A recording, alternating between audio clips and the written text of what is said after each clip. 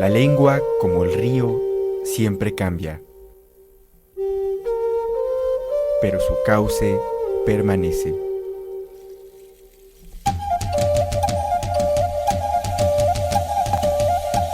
Estás en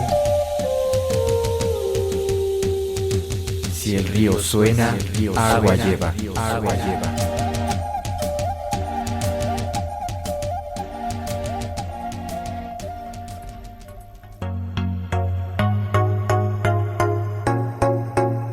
Jamendo.com.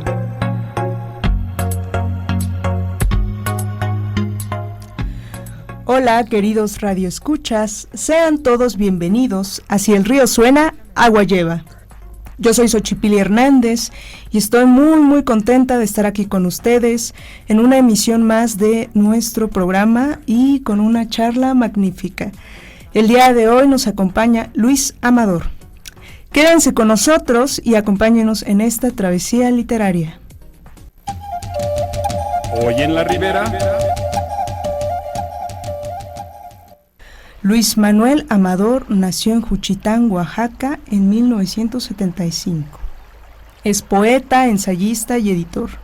Becario de Jóvenes Creadores del Fondo Estatal para la Cultura y las Artes de Oaxaca, 2003 y 2010. Ha sido antologado en el libro Tres Ventanas a la literatura oaxaqueña actual, así como en los mejores poemas mexicanos. Es autor de los libros Oaxaca, la de los 7 moles, y contiene material inefable. Fue editor de la revista Tierra Adentro. ¿Cómo estás, Luis? Hola, Xochipili, muchas gracias por invitarme. Estoy muy contento de platicar con la audiencia del programa. Y a nosotros nos da mucho gusto tenerte aquí, porque sé que vamos a tener un intercambio muy interesante. Y sin más, Radio Escuchas, vamos a El Llamado. El llamado. Primero vamos a platicar un poco, Luis, sobre tu carrera, ¿no? ¿Cómo fue que nació tu interés por la literatura? Es muy complejo mi interés por la literatura porque tiene que ver con mi abuelo, que siempre estaba leyendo cosas, con mi pueblo donde siempre se habla zapoteco, con los compositores y cantantes y poetas tradicionales de mi comunidad que siempre me gustó escuchar, pero sobre todo por mi interés de compartir cosas y emociones y sentimientos y pensamientos y la imaginación. De niño me gustaba contar historias y escribir cosas sobre hechos que no existían y me gustaba aprenderme canciones y algunas de esas canciones también yo las inventaba, no eran tales. Después, cuando llegó el tiempo de la escuela, me gustaba leer poetas que yo no entendía, pero que me gustaba en lo que escribían, cómo sonaban. Por ejemplo, sobre todo eso que nos dan a leer en secundaria de pronto del Siglo de Oro, cuando uno lee a poetas como Góngora, que tienen un lenguaje enrevesado, pero que suena tan rítmico y tan sonoro que uno se enamora de esos sonidos, ¿no? Entonces yo me aprendía esas cosas de memoria que no entendí qué significaban hasta muchos años después, ¿no? Me gustaba encontrar como el ritmo de las palabras y jugar con eso. Digamos que por mero juego empezó mi interés por la poesía y por la literatura, pero también a propósito, por ejemplo, de las lenguas maternas. Hoy estamos grabando el programa en el Día Internacional de la Lengua Materna. Pues yo fui educado y crecí con 2 lenguas maternas, con el español y el zapoteco, ¿no? Entonces también la musicalidad del español siempre estuvo atravesada del zapoteco siempre estuvo atravesada en el español que se habla en mi pueblo, en Juchitán. Digamos que todo convergió para que yo me interesara por eso, aunque estudié realmente arquitectura, ¿no? Y soy como un autodidacta en temas de literatura, porque no estudié letras, no estudié edición, pero me he dedicado muchos años ya a esas cosas. ¿Y hay un momento en particular que tú pienses que haya sido fundamental para tomar un interés por las letras? Sí, mi abuelo paterno, Félix Amador, era carpintero. Y él era un hombre que no fue a la escuela, pero que aprendió a leer también de manera autodidacta, y se sentaba enfrente de la puerta en el corredor de su casa, donde íbamos a visitarlo cada semana, a visitarlo a él y a mi abuela, y siempre estaba resolviendo crucigramas. Entonces yo lo espiaba detrás de su oreja y lo escuchaba musitar cosas como dícese del verbo que denota no sé qué, ¿no? O adverbio cuyo significado implica tal. Entonces yo me quedaba con la intriga de qué diablos estaba mi abuelo tratando de descifrar. Entonces realmente los primeros libros a los que yo me acerqué de manera fervorosa fueron los diccionarios. Fui un vicioso de los diccionarios desde que empecé a leer, y entonces me aprendía palabras que luego usaba a la menor oportunidad, ¿no? Ornitorrinco, ¿no? Prevaricar o obstinación, solo como para sacarlas como quien sabe usar un arma, ¿no? Así como las sacaba, y a veces también me hacían bullying por eso, ¿no? Y se burlaban de mí, pero yo estaba obsesionado y sentía que tenía cosas que los demás ignoraban. Es como cuando en el chisme, que es la teoría del yo sé algo que tú no sabes. Entonces yo sentía que tenía palabras que los demás no sabían y que yo sí sabía qué significaban, porque me gustaba leer tanto los diccionarios. Y ese fue mi interés primero por la literatura, ¿no? El gusto por las palabras difíciles de descifrar, ¿no? Como qué significa ornitorrinco. Hasta me pusieron un apodo porque y a veces el interés por una palabra te lleva al interés específico por un tema, por un objeto, por un animal, por una historia, ¿no? Entonces yo buscaba hasta agotarlo en mis posibilidades de niño, el significado de esas palabras. Y fui un poco ñoño desde niño por eso, ¿no? Pero lo curioso es que eso, que al mismo tiempo me hacía vulnerable, pero también me volvía más curioso todo el tiempo, ¿no? Y me hacía tener ciertas certezas, al menos, si no de la vida social, sí del significado de muchas cosas. Ese fue mi primer interés, gracias a la intriga en la que me sumió mi abuelo resolviendo sus crucigramas. Qué interesante mencionas todo esto, porque finalmente a veces tenemos una visión de la literatura muy alejada, ¿no? Y tú recuperas esta idea de que la literatura es un juego. O sea, comienza como un juego, la búsqueda de las palabras, interactuar, ¿no? Con todo este mundo lúdico, ¿no? Es muy padre, a mí me resulta muy, muy, muy enriquecedor esto que mencionas, ¿no?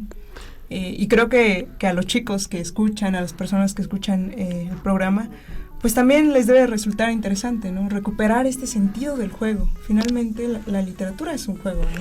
Sí lo es, y también es un juego y es una serie de narraciones, ¿no? Porque también me gustaba contar historias, ¿no? Dentro de ese interés, me gustaba inventar historias, y también digamos que la literatura es juego, es imaginación, es memoria, y es muchas cosas muy distintas a lo que normalmente asumimos, ¿no? Así como es algo muy grave, es algo muy serio.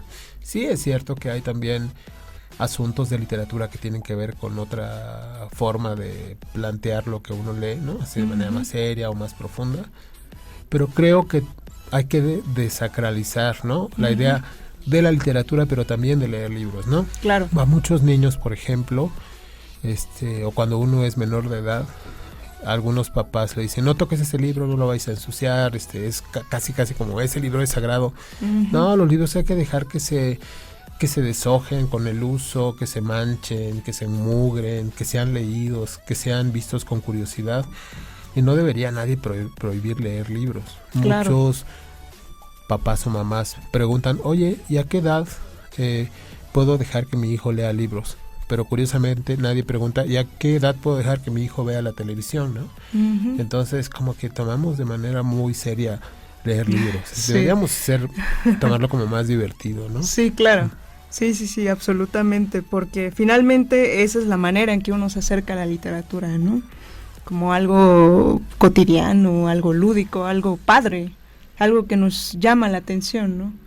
Y si cortamos ese interés que muchas veces nace en la infancia, pues ya después ya no nos va a interesar, o posiblemente sea más complicado que nos interese, ¿no? Y luego termina uno odiando las bibliotecas, por ejemplo, sí, ¿no? Porque también nos obligan a hacer las tareas en ellas, en vez de decir, la biblioteca está para que uno lea los libros que quiera, ¿no? Claro.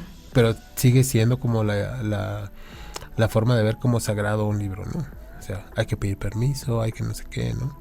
Se burocratiza mucho el uso de los libros a veces en algunos espacios. Sí, es verdad. Y bueno, pues ahí está la invitación, Radio Escuchas, para que nos sigamos acercando a los libros y pues los destruyamos. De tanto leerlos. De tanto leerlos, cabe aclarar. A mí me gustaría ahora que pasáramos una sección del programa que me gusta mucho, es mi favorita, y es la lectura de tus textos de viva voz. De viva voz. Voy a leer unos poemas, en español y en zapoteco. De bulto bello. Nada que hacer hoy. Es tarde. Desde mi cama he visto, sin ponerme de pie, la marcha del domingo. Dormiré como un tronco imaginando que el tiempo no transcurre y que la ruina no existe. No quiero para mi descanso ni un minúsculo agravio. Mientras, cierro los ojos y sueño, incapaz de advertir mi deterioro, con la esperanza puesta en la mañana siguiente. Tikabola Sikaru. Kesunedia Gasti Yanaji. Mawaji. Nesherwa. Karugiasa Nemabi Yakadi Diralwa Jiriuji. Sase Kasigetu. Nesaka Ike. Kiridi Diji. Nekisaka Dugasti. Mabia Ka. Negendara Kaintika. Chegase. Makayuba Kandaloa. Kesandagu Yanu Kayatisisinu. Walarikai Kenostiji Maceda. Qué padre, Luis. ¿Nos podría leer otros textos? Claro. Este lo hago con disculpas a Henrik Nordbrandt, de quien tomé un poco el esquema de la desaparición y la búsqueda, ¿no? De alguien. Se llama El amor de mi vida. Con disculpas a Henrik Nordbrandt. Estuve en la ciudad y muchos me juraron que te vieron cuando llegaste al pueblo. En el pueblo hubo quienes dijeron verte en la ciudad a pleno día. Al mismo tiempo, los del pueblo aseguraron jamás haberte visto por el pueblo, y en la ciudad nadie de la ciudad te recordaba. Aún quedan quienes me encuentro a la mitad del puente, esos que nunca te verán ni te vieron en ningún sitio. Por eso he decidido no buscarte ni seguirte a partir de ahora. Mas, ¿qué lugar debo dejar primero?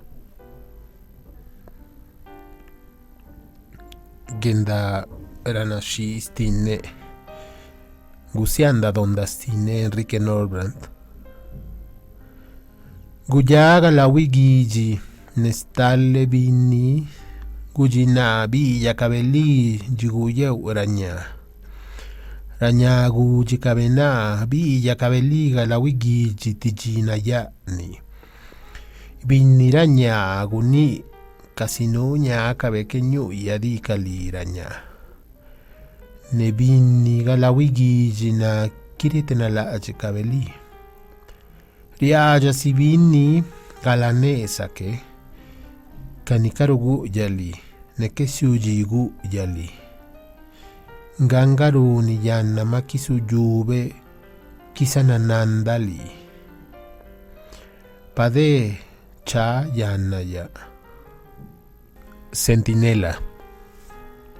Aguardo bajo la oscuridad tras el guiño que hiciste para dejarme solo. Atento al pulso, vulnerablemente permanezco. No vas lejos. Mientras te escucho orinar en mitad de la noche, oigo una turba incontenible que se aproxima y trepida en el cauce de mi sangre. Niribesa. Ribesa lira na kawi, bisegululu na bianarakano. kayakaditishija ralajidua. Kiriau situ rakasi nulu runadiaga kanesa lugar la wigela nerului kajibi giramani lugigu rinistine. ¿Algún otro poema que nos quieras recitar para la sección? ¿Puede ser solo en español? Sí, si gustas, no hay problema. Hay un río en mi pueblo que se llama Gigu Vicunisa. Ujú. Vicunisa es perro de agua, es nutria. Y le dediqué un poema un poco largo en varias partes. Vamos a ver hasta dónde podemos llegar en estos fragmentos. Ok. Río de las Nutrias, sinfonía poética en 8 movimientos. En el principio.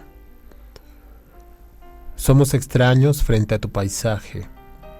Damos por hecho que todo cuanto existe nos pertenece.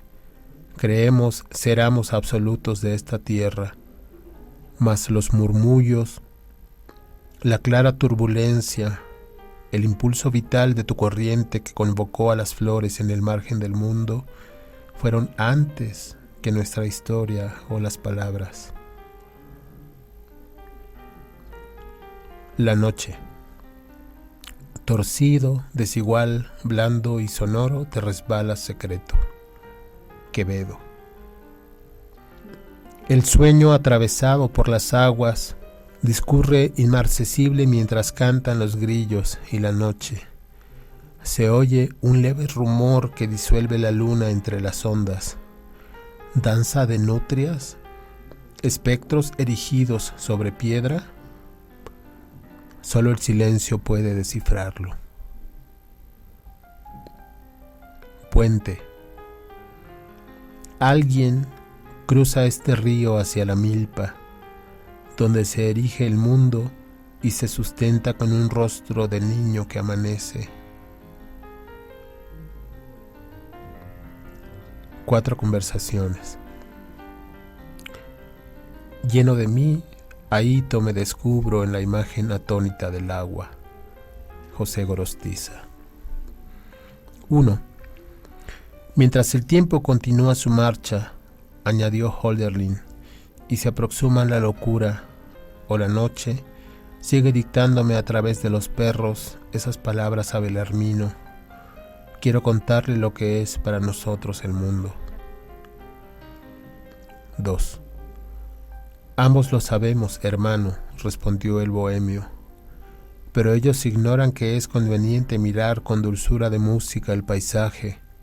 Se pierden lo que dice en tu tránsito, la cercanía del árbol y la piedra como sus semejantes, la misma noche, el mismo cielo poblado de estrellas.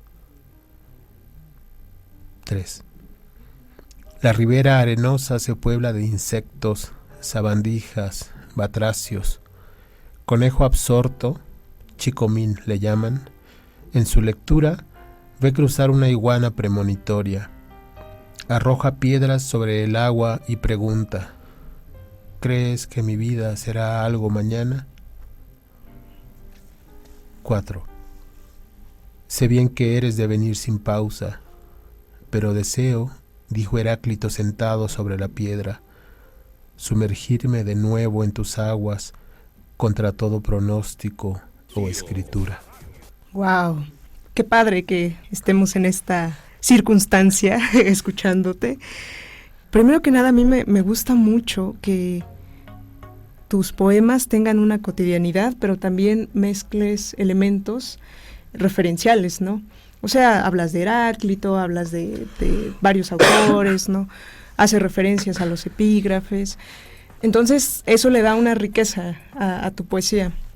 Y me gusta mucho que sea así, porque finalmente la poesía también te puede llevar hacia otros lugares, ¿no? Con este tipo de referencias. Sí, y fíjate que sobre todo en estos fragmentos permiten esa conexión, ¿ves? Porque el agua es algo, una entidad universal, ¿no? Uh-huh. Que tiene que ver con la vida, pero también tiene que ver con la subsistencia, con las comunidades, con el alimento, con la naturaleza, ¿no? Desde la primaria aprendimos que que había un pueblo muy antiguo que estaba entre dos ríos, ¿no? El Tigris y el Éufrates. Pero no hay que ir muy lejos. Muchos de los ríos significan tanto para las comunidades, inclusive para la misma Ciudad de México. Las avenidas que se llaman ríos son ríos que ya no existen, o sea, son fantasmas de ríos que existieron, que vivieron. Y eso permite también una conexión, porque universalmente muchos personajes, poetas, historiadores, filósofos, hablaron de los ríos, ¿no? De Heráclito a Lipo, de Francisco Toledo a Churrasgado, de Pessoa a Octavio Paz cantaron a los ríos, ¿no? Entonces, creo que es algo a veces que puede ser tan local, pero al mismo tiempo tan universal, ¿no? Observar el río de tu pueblo, encariñarte con el río de tu pueblo, que tiene que ver con la historia de tu pueblo. En ese sentido, yo creo que es una oportunidad para conectarnos con lo global que está en lo que tenemos al lado de nuestra casa, ¿no? Sí, absolutamente. Y bien, ya vamos llegando casi al final de nuestro programa, pero antes vamos a otra sección para que nos hables de los libros que han marcado tu vida. Vamos a Libros para Todos.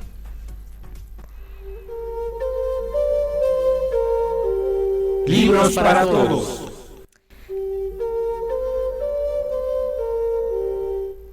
Cuéntanos, Luis, ¿cuáles son los libros que tú consideras fundamentales para ti? Son un montón, pero a ver, voy a tratar de hablar de unos poquitos. De los primeros libros que leí completos, y ya sé que eso suena un poco arrogante, fue la Biblia. Pero es que yo tuve una época de catequista también. Entonces, lo curioso es que yo leía la Biblia como catequista, pero también la leía como una persona curiosa, ¿no? En la Biblia, curiosamente, yo no la tomaba como un libro sagrado, ¿no? La tomaba como un libro donde hay fábula, hay narrativa, hay fantasmas, hay aparecidos, hay ovnis, ¿no? Leí cuando estaba en la secundaria una saga de libros que decían que tenían que ver con los ovnis y los testimonios, que mucho tiempo después aprendí que más bien eran narraciones fantásticas, ¿no? Y qué curioso que hasta ya se me olvidó ese pero son varios libros que, bueno, ya mencioné la Biblia, ¿no? Están Juan José Benítez, Caballo de Troya era la serie. Leí, creo que aguanté leer como 6. Luego salieron como 1000, creo, pero no leí todos. Entonces el primer libro que me compré con mi propio dinero es un libro que yo me inventé en la mente, que había sido escrito para mí, ¿no? Claro, a propósito del juego y la lectura, que es de Fernando Sabater, se llama Ética para Amador. Ética para Amador. Lo curioso es que lo compré como en la secundaria, lo leí muchas veces, me aprendí fragmentos de memoria, pero ese libro, como suele pasar con la lectura, me llevó a muchos otros libros, ¿no? Me llevó a Bertrand Russell, me llevó a Anthony de Melo, me llevó a las primeras lecturas que hice de Manuel Kant, ¿no? Porque hablaba del mundo como voluntad y representación, y hablaba de otras cosas. Y también la poesía de Ramón López Velarde. Lo curioso es que también fue el primer poema que leí y que entendí con claridad. En los últimos años ha habido una reivindicación de la importancia de López Velarde como aportación de la riqueza literaria que tiene que ver con la comunidad, con el pueblo, pero también con la gran poesía del mundo, ¿no? Entonces él fue el primer poeta que leí como de manera genuina, ¿no? Y hablo más bien de autores porque pues esos autores tienen muchos otros libros, pero me han conectado con otros libros al mismo tiempo. Es como ir tejiendo y multiplicando algo, ¿no? Sí. Por ejemplo, una rama del árbol lleva a 2 y esas 2 llevan a 4. Entonces así los libros me han ido acercando a otras lecturas. El libro, uno de los autores más recientes que estoy terminando de leer como por completo es George Steiner, que acaba de morir la semana pasada, ¿no?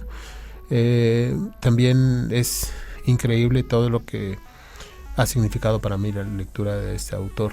Pero así hay muchos autores que también, y muchos libros que también han sido importantes para mi vida de lector, ¿no? Sí, y qué bueno que mencionas esto, ¿no? Que finalmente la literatura es un tejido, es algo que se contagia inclusive, ¿no? Sí. Entonces, pues hay que contagiarnos de literatura y hay que seguir compartiendo la literatura y hay que seguir leyendo todo lo que se pueda. Pues ya vamos llegando al final. Me dio mucho gusto estar aquí con ustedes, estar aquí con Luis Manuel.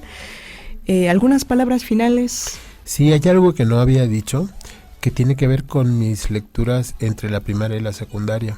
En mi pueblo había, porque el terremoto la destruyó, la Casa de la Cultura de Juchitán, que fue muy famosa para muchas cosas que tienen que ver con la historia y la política. De ahí me la pasaba yo muchas horas leyendo en la sala infantil. Entonces ahí leí libros que estaban prohibidos para los niños, porque traían como grabados de personas desnudas, pero también tenían poesía, pero también tenían como historias sobre arte. Y yo los leía sin saber que esos libros me iban a abrir a entender otras cosas en el futuro, ¿no? Como cuando algo se revela mucho tiempo después, y entonces dices, claro, ahora entiendo qué significa esto, ¿no? Creo que no tenemos que tenerle miedo a la lectura, y tenemos que tratar a los libros como si fueran un amigo que presentamos a otras personas, ¿no? Claro. Para que los conozcan. Y eso, muchísimas gracias por la invitación. Ha sido un gusto estar aquí, Xochipilli, contigo, con la audiencia. Y pues eso, hay que leer con alegría, como presentar a alguien a otras personas. Sí, y pues hay que compartir los amigos, ¿no? Sí, eso. Me da mucho gusto haber compartido esta mesa con Luis Manuel. Y pues nada, queridos radioescuchas, los esperamos y espero que ustedes nos esperen a nosotros en la siguiente emisión de su programa Si el río suena, agua lleva. Yo les recuerdo que este programa es una colaboración de la revista literaria Taller Igitur, la revista Delirio y claro, de Gest Radio. Les recuerdo que de Gest Radio es tu radio. Escúchenos, hasta la próxima.